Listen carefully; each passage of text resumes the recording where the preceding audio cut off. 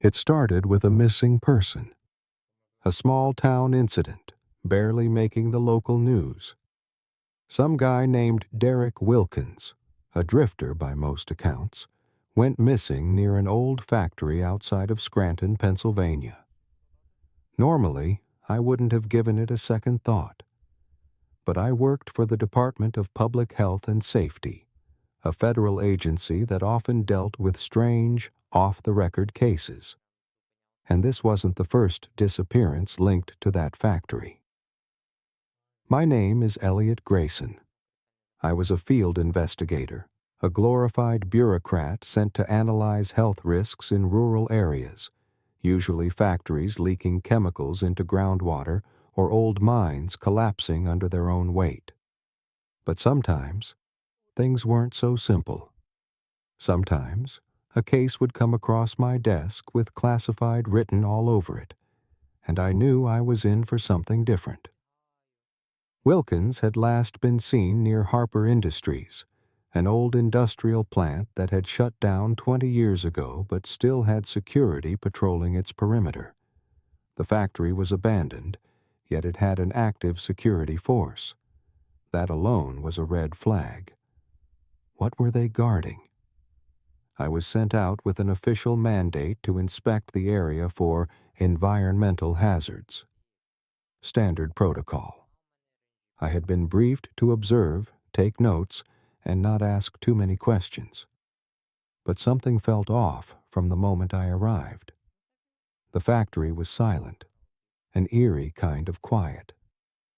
I expected to see the usual signs of vagrants, graffiti, broken windows, rusted-out cars.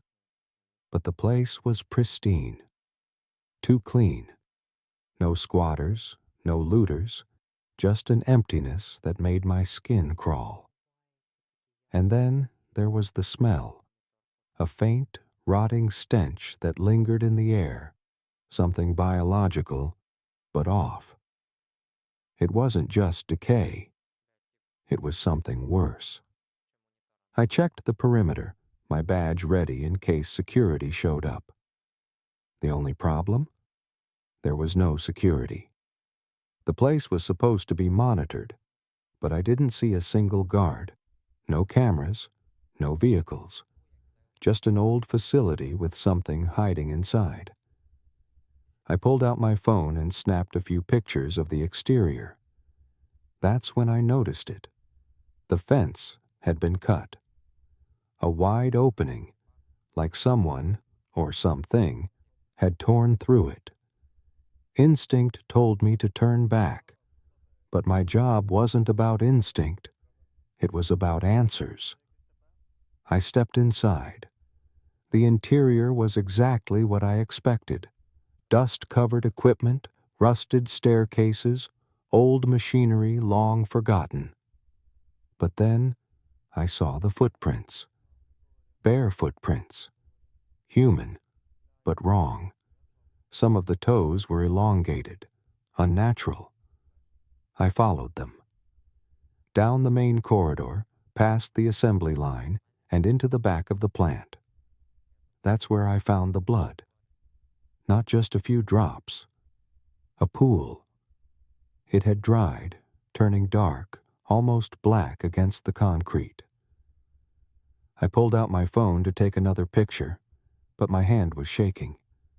Something about the scene made me feel like I was being watched. And then I heard it. A low, gurgling sound, something between a growl and a moan. It came from deeper inside the plant, where the old storage lockers were. I couldn't move. Every survival instinct in me screamed to run. But I forced myself to take a step forward. That's when I saw the hand. It reached out from behind a stack of crates, fingers twitching, nails broken. At first, I thought it was a survivor, maybe Wilkins himself. But when the hand moved, I saw what was attached to it. It wasn't human. Not anymore. The thing crawled out, its body twisted, skin pale and peeling, its eyes sunken and milky white. It was Wilkins. or what was left of him. His jaw hung open like it had been dislocated, his teeth yellowed, cracked, and too many. He moved on all fours, sniffing the air, his head twitching as if he was listening for something. And then he turned to me. The moment our eyes met, I knew. This wasn't a man anymore. I stepped back, my foot scraping against the concrete. Wilkins lunged. I ran. I sprinted back the way I came, through the rusted hallways, past the abandoned equipment, my heart pounding so hard I thought it might burst. I could hear him behind me, scraping, snarling, moving faster than anything that broken should. The exit was close. 10 feet. 5. I burst through the doorway, tumbling onto the pavement outside. Behind me, the creature, the thing that used to be Wilkins, stopped. It stood in the doorway, panting, its eyes locked onto mine. And then, as if some invisible force commanded it, it stepped back into the darkness. The door slammed shut behind it. I lay on the ground, gasping, my limbs shaking. I should have left, should have gotten in my car and never looked back. But then I saw them. The black SUVs, pulling up in silence, men in hazmat suits stepping out, weapons slung over their shoulders. They moved with military precision, their boots crunching against the pavement as they entered the factory. I watched as one of them turned to me, his expression hidden behind a visor. "You were never here, Agent Grayson." His voice was cold, mechanical. Another man, older, wearing a long coat, approached me. He didn't introduce himself, just handed me a folder. Inside was a single sheet of paper. NDA. I looked back at the factory. The doors had been locked. The men in suits were cleaning up. And whatever I had just seen, it was going to stay buried. I had my answer. Zombies exist. And someone is making sure we never know. The NDA felt heavier in my hands than a simple stack of papers should have, as if signing it had changed something fundamental in me. I was still in shock, trying to process what I had seen inside that factory, but every attempt to make sense of it led me back to the same horrifying realization. Zombies existed, and the government was keeping it quiet. The men in hazmat suits, the SUVs, the way they moved in formation with an efficiency that only came from experience. It all pointed to something long established, something controlled. They had done this before. This wasn't an outbreak. It was a program. Back at my hotel room in downtown Scranton, I paced, my mind racing through every scenario. I had seen government cover-ups before, but nothing like this. Most of the time, it was some industrial accident swept under the rug to avoid lawsuits. But this was different. Someone had torn through that fence. Someone had made it inside, and whatever happened to Wilkins wasn't a random event. I had to know how deep this went. I turned to my laptop, fingers hovering over the keyboard as I hesitated, knowing that once I started digging, there was no turning back. Harper Industries had been a government contractor. That much I already knew, but what I needed was specifics. What projects had they worked on? What classified contracts had they received before the shutdown? The official records told the usual sanitized story. Environmental concerns, hazardous material leaks, financial decline. standard corporate nonsense. But as I searched through internal government databases, I found something else. A series of incident reports from the mid-2000s marked restricted access. With my clearance, I could read the summaries, though the full documents were locked. The first flagged entry was from 2005, the same year Harper shut down. Containment breach. 12 casualties. 1 survivor. Immediate response. Quarantine enacted. Facility shut down. The wording was clinical, vague, but I had spent enough time decoding government reports to understand what it meant. They had lost control of something inside that factory. When I found the attached file, my pulse spiked. The grainy security camera still showed a figure standing in the dimly lit corridor of the facility, but it wasn't normal. The arms were too long, the fingers curled unnaturally, the skin sagging in places as if decomposing while still being used. The mouth hung open as if locked mid-scream, but the eyes were the worst part. Milky, vacant, yet somehow aware. It was Wilkins, or at least what was left of him. I shut the laptop, my breath shallow, hands trembling. This wasn't an isolated incident. This had been going on for decades, and they had let it happen. I had to get out of Scranton. Every instinct screamed that I had already stayed too long, that the moment I left that factory, I had become a loose end. I threw my laptop and files into my bag, grabbed my car keys, and yanked open the door to my hotel room, only to freeze in place. At the far end of the hallway, a man in a black suit stood perfectly still, staring directly at me. He didn't move, didn't even pretend to be anything other than what he was. As my brain caught up with the danger, I noticed another one standing at the other end of the hall, mirroring the first. They weren't blocking me. Not yet. I forced myself to step back, closing the door softly, heart hammering against my ribs. They were here for me, but they weren't making a move. That meant they weren't here to kill me. Not yet, at least. I turned toward the window, my only escape route, and pulled it open, the cold night air rushing in.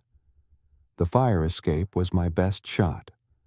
I swung my leg over the ledge, gripping the metal railing just as I heard my hotel room door creak open behind me. I didn't wait. I climbed down as fast as I could, my foot slipping on the third rung, sending me crashing onto the pavement below. Pain flared in my leg, but I had no time to register it. I scrambled to my feet, sprinting toward my car, half expecting the men to follow. They didn't. When I yanked the driver's side door open and threw my bag onto the seat, I risked a glance back. They were still standing there, silhouetted against the dim hotel lights, watching. They weren't trying to stop me. They didn't have to. I drove for hours, not stopping until I crossed the state line into Ohio, my mind replaying every detail from the factory, the reports, the security footage. There was something deliberate about all of it. Whatever Harper Industries had been working on hadn't failed. It had been controlled, kept in a facility for years, monitored, studied. Wilkins had been trapped inside that place for who knew how long, but when I found him, he hadn't attacked immediately. He had waited, almost as if trained. That thought made my skin crawl. I pulled into a 24-hour diner off the highway, parking in the back lot where the overhead lights wouldn't reach me. My hands were shaking as I pulled out my laptop again. I had proof. The reports, the images, the notes I had taken. I could send it to someone, a journalist maybe, or even a rogue government contact. But as I stared at the screen, something held me back. Even if I leaked this, would anyone believe it? The world had seen conspiracy theories before, but this wasn't just speculation. This was active containment, something bigger than just covering up a bad experiment. The way the thing in the factory had stopped before stepping outside, the way it reacted as if there were rules it understood. This wasn't an accident. I leaned back in the driver's seat, exhaling slowly. The answer wasn't in what happened before. It was in what was happening now. I needed to find the next Harper facility, the one that hadn't been shut down. Because if this was still going on, if they were still keeping these things locked away in secret, then someone, somewhere, was still making them. The longer I sat in that diner parking lot, the more I realized I had only two choices: disappear or push forward. The men in suits had let me go, but not because they weren't watching. They had decided I wasn't a threat, or maybe they assumed that after seeing what I had, I'd be smart enough to stay silent. Either way, I knew now that the factory in Scranton wasn't where it had all started, and it definitely wasn't where it had ended. Whatever Wilkins had become, whatever they had left inside that factory, it had been kept there for a reason. It wasn't abandoned. It was controlled. That meant there was more. Somewhere, the real project was still active. I had to find out where. I pulled my laptop from the passenger seat, fingers moving fast as I searched through every government contract, corporate shell, and defense budget allocation tied to Harper Industries over the last 20 years. It didn't take long to find what I was looking for. The company hadn't just disappeared after Scranton. It had been rebranded. A new name kept coming up, buried in financial reports and military funding requests: Vanguard Solutions. On paper, Vanguard was a biomedical research firm with 0 published papers and no known public projects. It was a dead end at first glance, but digging deeper revealed something worse: millions in Department of Defense contracts tied to regenerative biological advancements and human resilience research. If the government had shut down Harper's operations in Scranton, they had only done it to move them somewhere else, and the money hadn't stopped flowing. That meant the work hadn't stopped either. Vanguard had one active facility under its name, not in some secretive military complex, not buried deep in the desert, but in rural Ridge, Pennsylvania, a nowhere town barely 2 hours away. The address listed belonged to a private medical center, a place called Horizon Wellness Center. No articles, no research logs, no public employees, just a single white brick building with a phone number for patient appointments. They had buried it in plain sight. I pulled out of the lot, checking my rearview mirror. No black SUVs, no pursuit. But I wasn't naive enough to think that meant I was in the clear. If they hadn't stopped me, it was because they didn't think they needed to. The road stretched ahead, dark and empty, my mind running through the possibilities of what I'd find in rural Ridge. The thing in Scranton had hesitated before crossing the threshold of the factory, like it had been trained. If these things were being made, they weren't being left to run wild. They were being controlled. The thought made my skin crawl. If they had perfected whatever had been tested in Scranton, then what was behind the next door I was about to open? By the time I arrived, the town was nearly silent, a few dim porch lights flickering in the cold night air. It was the kind of place where nothing ever really happened. A town stuck in time. Horizon Wellness Center sat at the edge of town, an unassuming, single-story medical building, pristine white brick, Tinted windows, clean and forgettable. No security gates, no armed guards, just a receptionist behind a glass window and a few doorways labeled for general checkups. I parked 3 blocks away, watching from the driver's seat. A woman in scrubs stepped outside for a cigarette. A delivery truck pulled into the back lot. A single worker unloading boxes with no urgency, no clearance check. It all looked painfully normal, which only made it worse. It meant this wasn't just a lab. It was a front, something people walked into every day without realizing what was beneath their feet. I grabbed a clipboard from my bag, straightened my jacket, and walked in like I belonged. The receptionist barely looked up from her screen as I approached, her fingers lazily tapping on the desk. "Can I help you?" I nodded, keeping my expression neutral.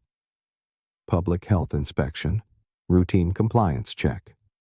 She frowned slightly. "I don't have any record of an inspection scheduled." "It's unscheduled," I replied smoothly, tapping the clipboard.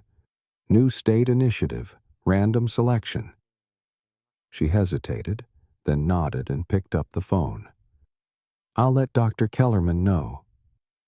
I kept my stance casual, but my brain was running at full speed. Kellerman. That was a new name. If he was overseeing this place, he wasn't just some doctor working a clinic. He was a part of whatever this really was. A few minutes later, a door at the end of the hallway swung open, and a man stepped out. A mid-40s scientist in a white lab coat, short graying hair, glasses, the kind of professional who had spent years perfecting the art of appearing unremarkable. His expression was polite, but something in his eyes was too sharp, too controlled. "Didn't realize we were due for an inspection," he said, offering a thin smile. I returned it, mirroring his tone. "It's a formality. Shouldn't take long." He gestured down the hallway. "Then let's not waste time." I followed him deeper into the facility, past exam rooms that looked exactly as they should. A blood work station, an ultrasound room, a pharmacy counter. Everything screamed normal. Too normal. But then I saw the first real red flag. A steel-reinforced door with a keycard lock. No markings, no window, just a heavily secured entrance in a place that shouldn't need it. "This area's restricted," Kellerman said smoothly. I nodded like it didn't matter. "Of course. What exactly is this facility researching?" His smile didn't waver. "Biological enhancement. Regenerative medicine." He said it too easily, too rehearsed, like he had practiced the answer dozens of times before. I kept my face neutral, but my mind was moving fast. Scranton hadn't been a failure. It had been a test they had learned from. Whatever was behind that steel door wasn't just another accident waiting to happen. It was something they had perfected. Then I heard it. A sound. Low. Ragged. Not quite human. It came from behind that door. I saw it in Kellerman's face. The brief, involuntary tension in his jaw. The way his breath hitched for just a fraction of a second. He knew exactly what that sound was. I forced myself not to react, pretending I hadn't heard it. But every instinct screamed at me. Whatever was in there wasn't supposed to be heard. Kellerman turned toward me, his polite expression returning like a mask. "You said this was a quick visit, correct?" I met his gaze and nodded. "Yeah, I think I've seen enough." I turned, walking slowly down the hallway, keeping my pace steady even as my heart pounded against my ribs. I could feel his eyes on my back, watching me leave. The urge to run was overwhelming, but I didn't, because now I knew. This wasn't just about keeping the dead from rising. They weren't just hiding them, they were making them better. The walk back through the hallway felt longer than it should have. I kept my pace steady, every step deliberate, forcing my breathing to remain even. Don't run. Don't let them know you heard it. Dr. Kellerman's footsteps trailed just a few feet behind me, unhurried, patient. He was still watching, assessing, deciding something. I resisted the urge to wipe the sweat from my palms. The door to the lobby came into view. The receptionist was still at her desk, barely acknowledging my presence. The moment I stepped past the counter and out the front door, the cold air hit me like a slap. I kept walking, turning the corner, heading toward my parked car 3 blocks away. Only when I was out of sight did I let myself exhale. I had been inside, had seen the layers of deception they had built around this place. The fake exam rooms, the medical facade, the friendly faces that masked whatever was behind that steel door. The sound I had heard still rang in my ears. It wasn't a person. Not anymore. And if that door had to be locked with reinforced steel, if a man like Kellerman flinched when he heard it, then what was inside wasn't something they were curing. It was something they were controlling. I reached my car, slid into the driver's seat, and started the engine. Don't look nervous. Don't look like you're running. I pulled onto the road and drove away, my knuckles white against the steering wheel. I expected something to happen. A black SUV in the mirror, my phone losing signal, a sudden roadblock. But nothing came. I drove straight out of Rural Ridge without so much as a second glance from anyone. That should have reassured me. It didn't. They were letting me leave. Instead, I watched. For hours. I studied who went in, who came out, what doors they used, what security measures they barely noticed. It didn't take long to see where the real work was happening. The employees coming through. That meant they either thought I hadn't seen anything that mattered, or they had already decided what to do with me later. 2 hours later, I checked into a motel off the highway, a place with flickering neon lights and a front desk clerk who barely looked up from his phone. The room smelled like cheap air freshener, and the bed sagged in the middle, but I didn't care. It was somewhere to think. I pulled out my laptop, fingers moving fast. Vanguard Solutions. Project Revenant. That was the name buried in the government contracts I had found earlier. Revenant. The word churned in my head. A being that returns from the dead. The pieces were coming together now, a slow, sickening realization creeping over me.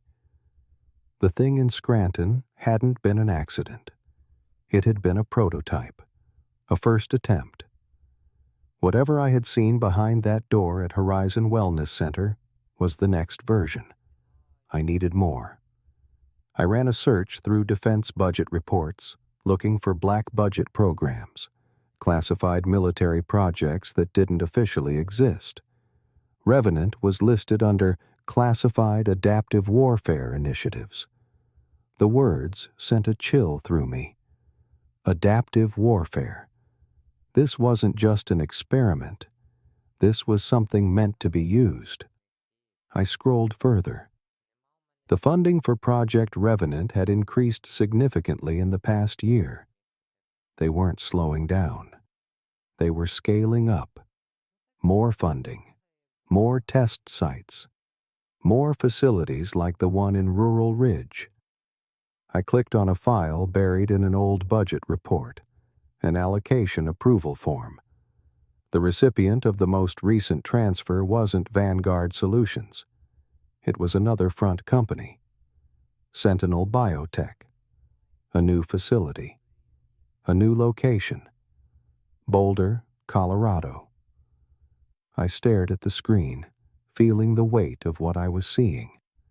Scranton had been a test. Rural Ridge had been a refinement. Boulder was the next stage. This wasn't just about creating something that could survive. They were testing control. I shut the laptop and leaned back, staring at the ceiling. I had two choices. Walk away now, disappear, accept that I had gotten too close and leave before they made sure I never spoke again. Or go deeper, push further, find out exactly what was happening before it was too late. I had already made my decision. I was going to Boulder. Part 5. The drive west felt different this time. Less frantic, less paranoid. Not because I was safe, I wasn't, but because I knew I had already crossed the point of no return. Scranton was a warning. Rural Ridge was proof. Boulder was the next step. Whatever I had seen in that factory, whatever was behind the steel door at Horizon Wellness Center, was only a fraction of what was really happening. They weren't just experimenting anymore. They were preparing. For what? I didn't know. But I had a feeling that if I didn't find out soon, it would be too late. I stuck to back roads, avoiding highways where my plates could be flagged. If I was still alive, it meant they were letting me live. I had made no sudden moves, hadn't leaked anything to the press, hadn't contacted anyone. To them, I was just another curiosity, a man who had seen too much, but was still too small to matter. That was fine. The longer they ignored me, the closer I got. After a few days of driving, I reached Boulder. It was nothing like Scranton or Rural Ridge. This wasn't a forgotten town or a hidden lab. This was a city, a place full of people who had no idea that somewhere nearby something was being built that shouldn't exist. Sentinel Biotech's listed address led me to a high-rise office building in the middle of downtown. At first, it made no sense. I had expected a secured compound, a remote site, something isolated like the Scranton factory. But the more I thought about it, the more it made sense. What better way to hide than in plain sight? I parked 2 blocks away and watched. No security guards, no keycard access at the front. Just an ordinary corporate office, people in suits coming and going, carrying coffee cups and briefcases like any other biotech firm. But I had learned by now that the surface meant nothing. I wasn't looking for a front door. I was looking for a way inside the real building.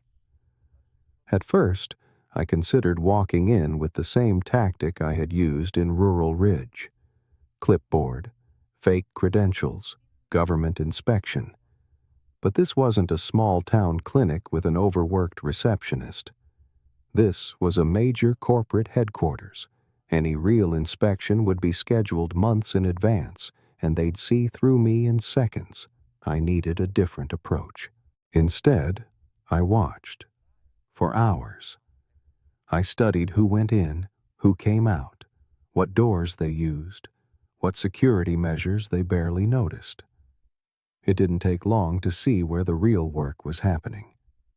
The employees coming through the front entrance were normal.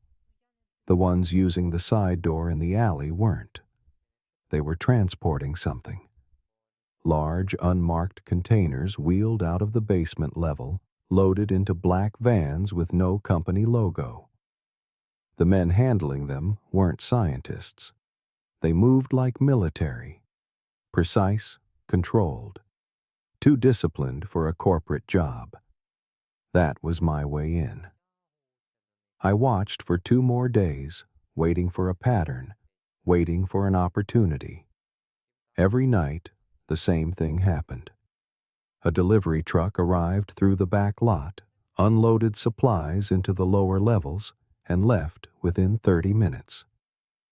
The door was only open for a few seconds at a time, but it was long enough. I had one shot. The next night, I parked in a nearby garage, pulled a cap low over my eyes, and walked toward the loading dock just as the truck arrived. As the workers wheeled crates inside, I kept my stride steady and followed behind them. No hesitation, no second guessing. If you act like you belong, people assume you do. The moment I stepped inside, I knew I was in the real facility. The lobby had been sleek, modern, full of glass and bright lights. This was the opposite. Cold, sterile concrete, low fluorescent lights, security cameras watching every angle. The air smelled faintly of disinfectant and something else. Something metallic. Something wrong. I kept moving, keeping pace with the workers as they pushed the crates deeper into the building. At the first hallway intersection, I broke off, turning down a side corridor, moving like I had a destination. I didn't, but I knew what I was looking for.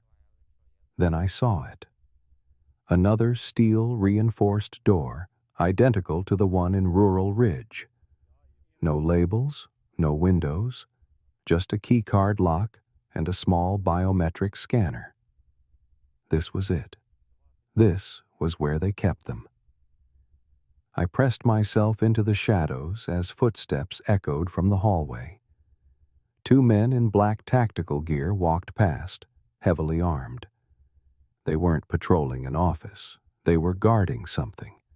I needed a way past that door. Further down the hall, I saw a small lab with a glass window, the door left slightly open. Inside, a man in a lab coat worked alone, his back to me. Perfect. I stepped inside, fast and silent, grabbing the first heavy object I saw, a metal clipboard. Before he could turn around, I brought it down hard against the back of his head. He crumpled, unconscious, before he hit the ground. I dragged him out of sight, rifling through his pockets. No keycard, but his lab coat had an ID badge, and his hand. I stared at the biometric scanner outside the steel door. His hand was the key. I lifted his wrist, pressing his palm against the scanner. For a moment, nothing happened. Then, with a quiet beep, the lock released, and the steel door slid open. I stepped inside. The hallway beyond was dimly lit, stretching deep into the facility, lined with containment rooms. Each one had a small reinforced window, just large enough to see inside.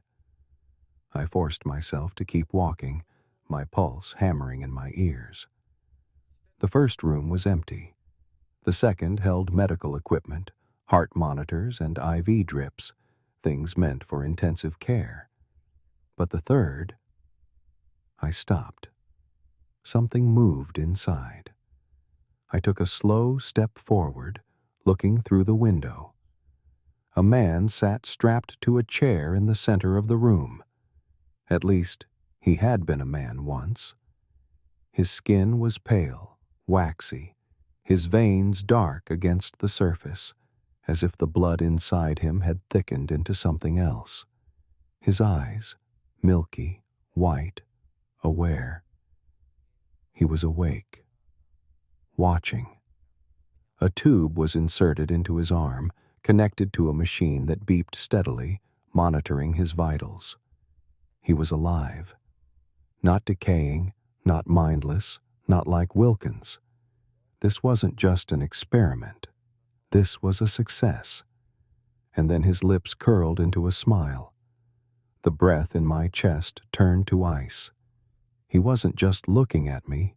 He recognized me. The moment his lips curled into that unnatural smile, every instinct in my body told me to run, but I forced myself to stay rooted to the spot. The man, if he could still be called that, was restrained, thick leather straps holding his arms and legs down, his head locked in place by a metal brace.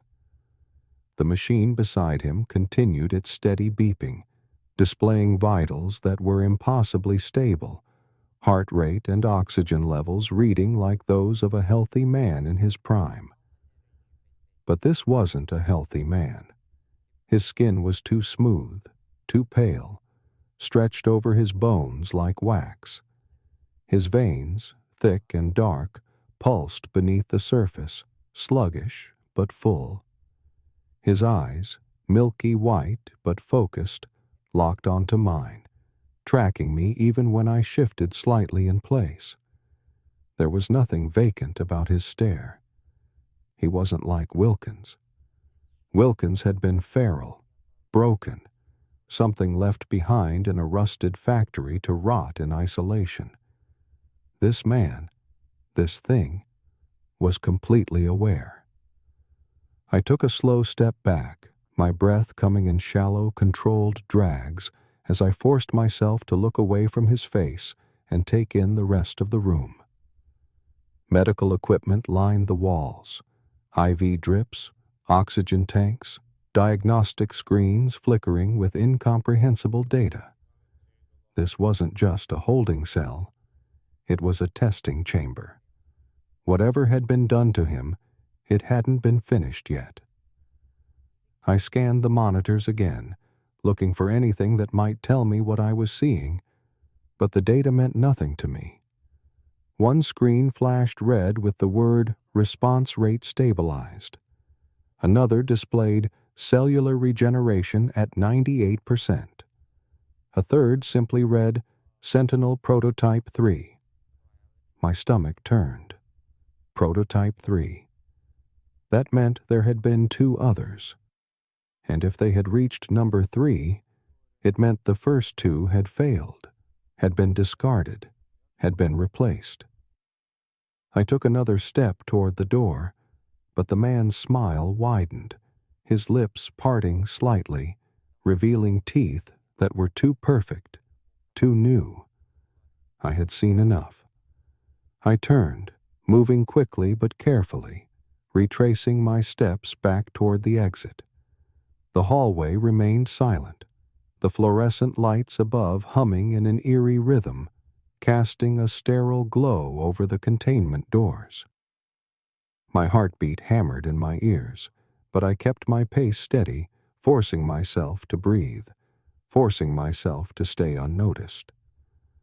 I reached the steel door and placed the unconscious scientist's hand against the biometric scanner again. A soft beep, and the lock clicked open.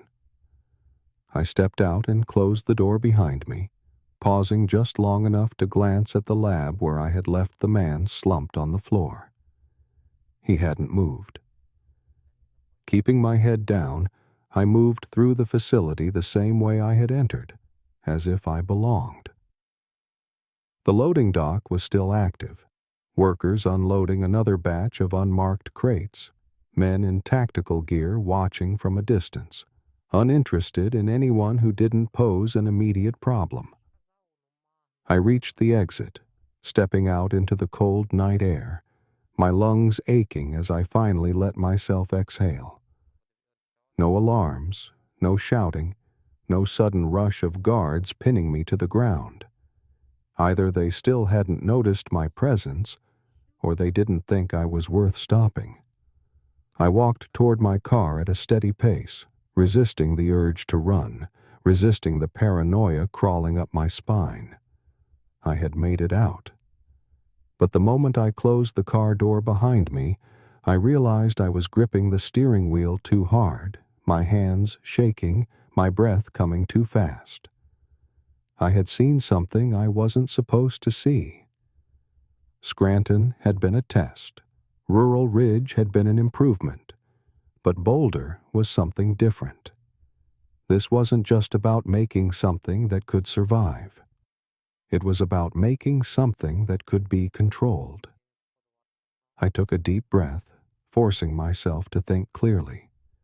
The facility had been full of medical labs, containment rooms, security personnel. It was organized, not just another hidden experiment gone rogue. That meant there were people in charge, people who had been running this program for years, refining it, improving it. I needed to know who they were. I pulled out my laptop and opened my files, scanning through the data I had taken from Vanguard Solutions and Sentinel Biotech. Most of it had been scrubbed clean. No names, no direct personnel records, but funding left a trail. A massive influx of government contracts had poured into Sentinel Biotech over the past year, all tied to the same project, Project Revenant. And at the bottom of one of the older documents, a name appeared. Dr. William Langford. I had never heard of him before, but his name had appeared nowhere in the public-facing information of Sentinel Biotech or Vanguard Solutions. That meant he wasn't just another corporate figurehead. He was buried, hidden behind layers of false directors and shell companies. But his name wasn't erased completely, and that was their mistake. I searched deeper, cross-referencing government databases, classified research grants, anything that might point to who he really was. What I found made my blood run cold. Langford had been part of Harper Industries in the early 2000s, not just an employee, a lead scientist. He had been there in Scranton. He had been there when it all started. And when the factory had been shut down, when the first failed experiments had been contained, he hadn't disappeared like the others. He had been promoted. Whatever this was, he was behind it. I sat back in my seat, my pulse steady now, my breathing controlled. I had a name. I had a trail to follow. This wasn't just about a failed experiment, a cover-up, or a secret project hidden in the cracks of the military-industrial complex. This was something bigger. Scranton had been an accident. Rural Ridge had been the cleanup. Boulder was the next step. I wasn't stopping now. I was going to find Dr. William Langford. The name Dr. William Langford glowed on my screen, a scar across the web of research and classified documents I had been piecing together. He had been there from the beginning, from the first failures in Scranton, from the moment Harper Industries began its experiments in secret. He had been the one to keep it alive, to perfect it, to take everything they had learned from the bodies that had rotted in containment cells and turn it into something else. Now he was at Holloway Research Center in Colorado Springs, a facility with no government affiliation, no public records, just a name buried deep in classified funding. If Scranton was a mistake, if Boulder was progress, then this was where it all led. I started the engine and drove, the night swallowing the road as the miles disappeared beneath me. The deeper I went, the heavier the silence became. I kept replaying the image of what I had seen in Boulder, the thing strapped to the chair, its milky eyes tracking me, its mouth curling into a smile. The way it had looked at me, not with hunger, not with mindless aggression, but with recognition.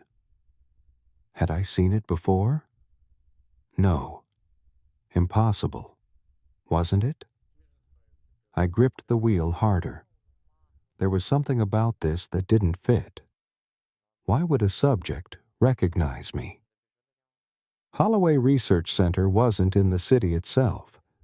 It sat on the outskirts, deep in the foothills, surrounded by empty land and dense forest. Isolated on purpose. No signs, no official markings, just a cold concrete structure with a single metal entrance and an unlocked door. That was the first sign something was wrong. A place like this didn't just leave itself open. I stepped inside, the air stale, thick with the scent of chemicals and something metallic beneath it. Copper. Blood. Overhead lights flickered, casting jagged shadows down the long white hallway. Containment rooms lined the corridor, glass windows fogged and smeared. I kept my breathing slow, careful. Something had been here before me. I moved forward, scanning the rooms, each one worse than the last. The first was empty, nothing but a metal gurney and dried streaks of something dark on the floor. The second held medical equipment, a chair with restraints, a shattered monitor, signs of a struggle. But it was the third that made my pulse slam against my ribs. Not empty. Inside, something sat in a chair, its head low, its arms thin and elongated, the skin pale, almost translucent. The veins beneath the surface pulsed thick and dark. But its face was almost human. As I stepped closer, it moved, lifting its head slowly, deliberately, until those milky eyes locked onto mine. And it smiled. I stumbled back, the breath catching in my throat. The straps holding it down were reinforced, thicker than the ones I had seen in Boulder. They had learned. They had adapted. But its smile didn't fade, its lips pulling back over teeth too straight, too clean, too unnatural. I turned away fast, forcing myself to keep moving, to reach the office at the end of the hall. The plaque beside the door read, Dr. W. Langford. I didn't hesitate. I stepped inside. The room was empty, but it hadn't been for long. Papers were scattered across the desk, drawers half open, chairs pushed back as if someone had left in a hurry. I searched the documents, my hands moving on instinct, scanning for something that made sense. Most of it was technical, cellular regeneration reports, patient monitoring logs, but one list stopped me cold. Subjects 1 through 12. Next to each name, a single word. Failed, except for one. Subject 13. Transferred. I flipped to the next page, my pulse hammering. It detailed transformation phases, early symptoms of pallor, reduced oxygen need, heightened pain tolerance. Then, later stages, improved cognitive function, memory retention, controlled aggression. My eyes locked onto the last line. Subject 13 is showing significant recognition capabilities. It remembers. I couldn't breathe. The thing in Boulder. It had smiled at me, not because it saw me as prey, not because it was programmed to, because it knew me. My stomach twisted, a sickness creeping into my bones. No, that was impossible. I hadn't been here before. I hadn't been part of this. But then my fingers found another document, another log buried beneath the others, and my breath caught. A name. Elliot Grayson, Phase 1. The paper slipped from my hands. My name. Not just a note, not just a passing mention. A file. I turned toward the office window, my reflection staring back at me from the glass. But for the first time, I wasn't sure if it was really mine.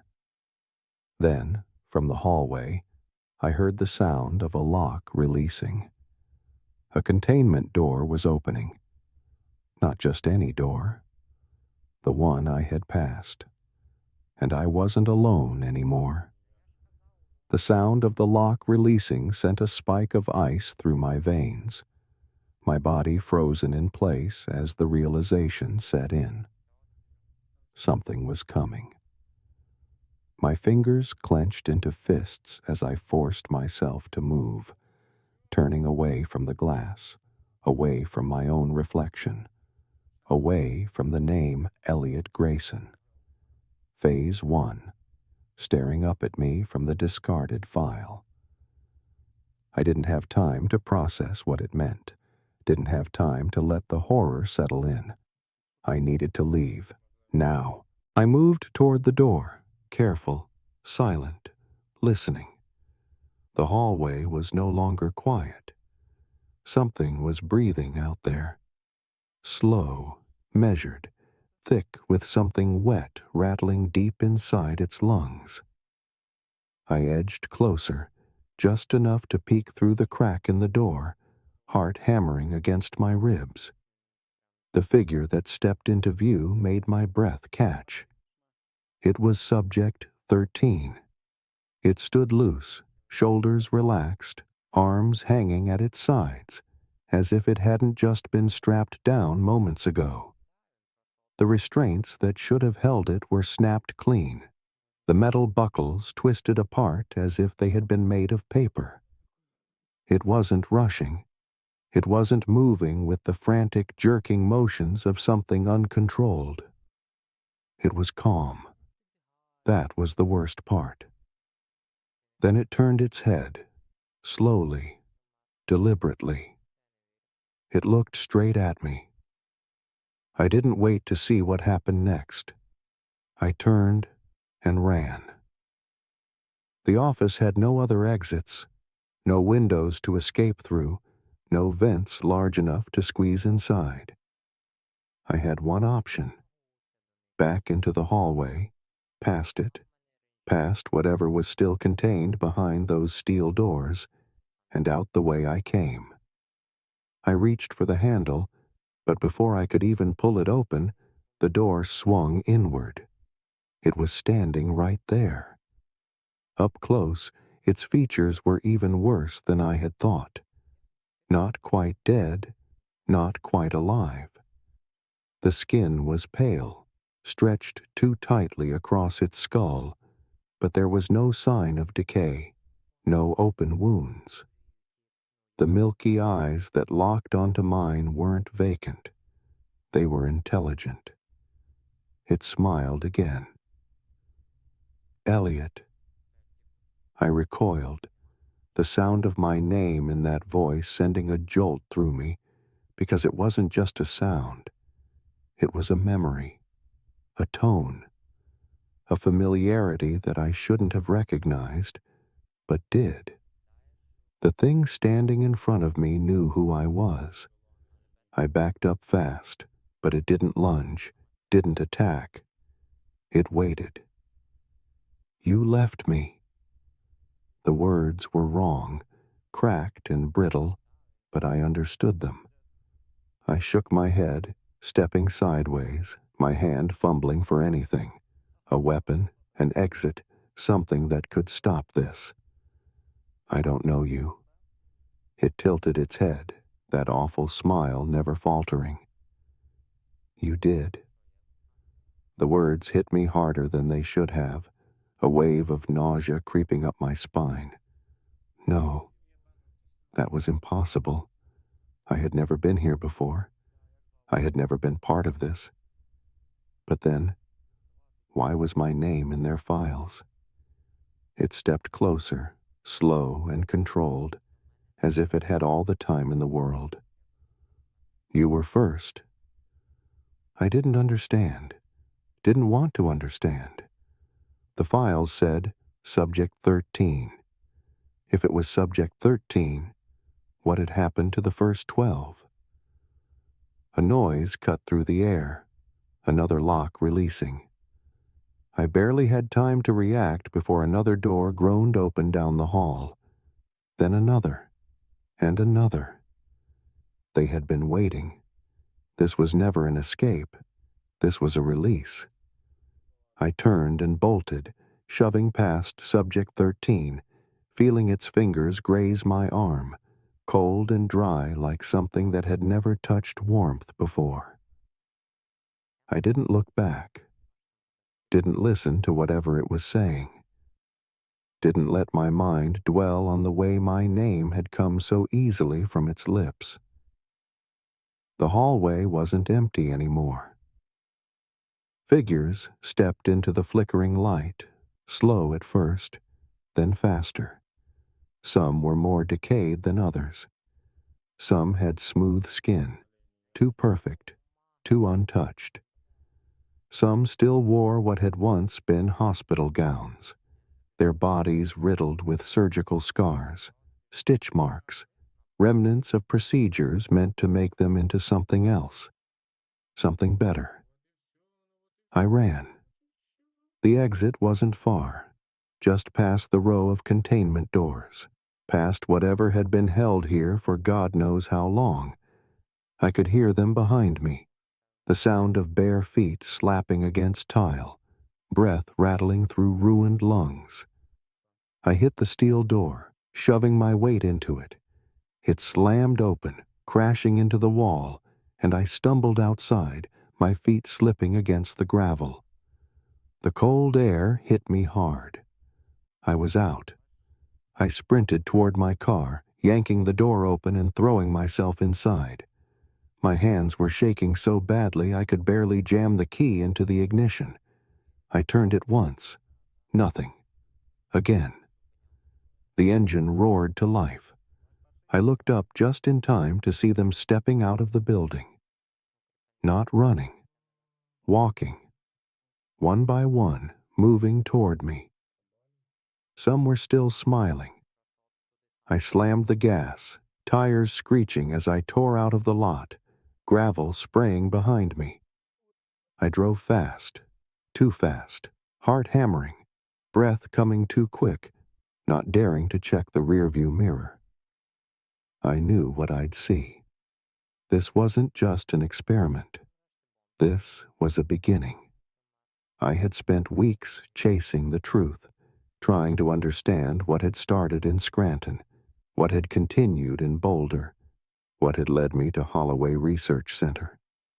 But the truth had been in front of me the whole time. I wasn't uncovering a secret. I had been part of it from the start. And now, whatever I had left behind in that building, it was free.